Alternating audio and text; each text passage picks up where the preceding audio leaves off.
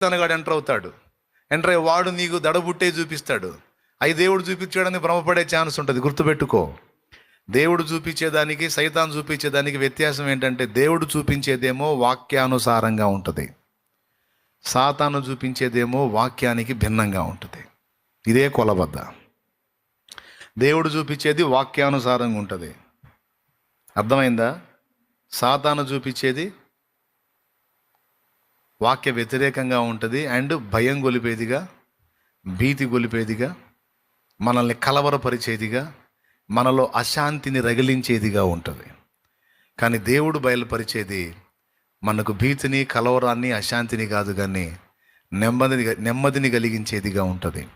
ఒకవేళ ఒక సమస్య విషయమై దేవుడు మాట్లాడినా సరే దానిలో అభయం ఉంటుంది, దానిలో ప్రార్థనకు పురికొల్పు ఉంటుంది, ప్రేరణ ఉంటుంది. ఇదిగో ఇలా జరగబోతుంది, ప్రార్థన చేయి, నేను తప్పిస్తా.